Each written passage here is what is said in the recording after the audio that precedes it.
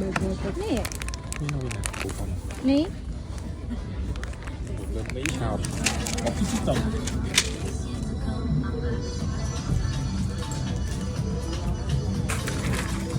맥주 넣고 바로 찍어 먹어요. đây có miếng này xích chút ngon này mà khơi này Asco chả suy giảm này ít tính thế nè Anh em chơi chả này ăn lắm chả hai nồi mình cài rửa chai xong lại nè nó bánh cái nó chả nó mới hấp chai à mấy nó ngọt tươi được cái gắt tới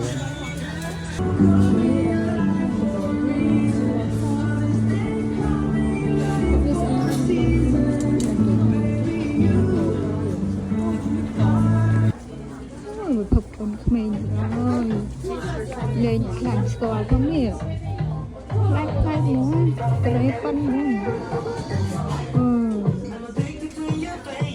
liền mực lên nè tụi nhà đấy ôi trong con mấy này nè áp chân lên cái này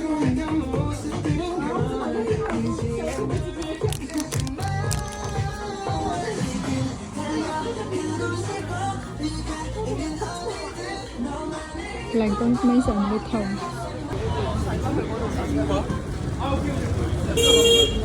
dạ làm cái thịt bẩn nè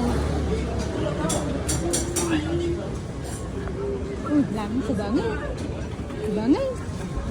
mọc lửa làm sạch ăn vô đi sợi khó mọc thuộc hay bình khơi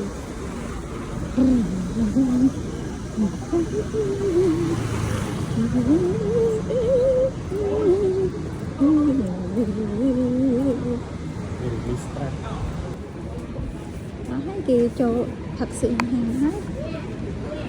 quá trên sai nè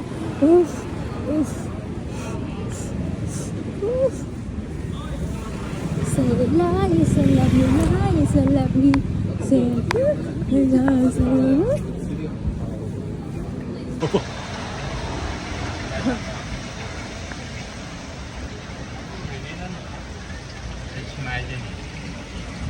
thấy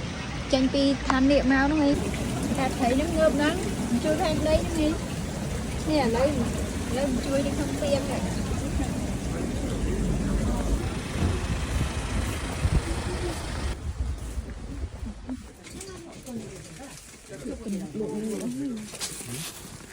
Lựa lựa ai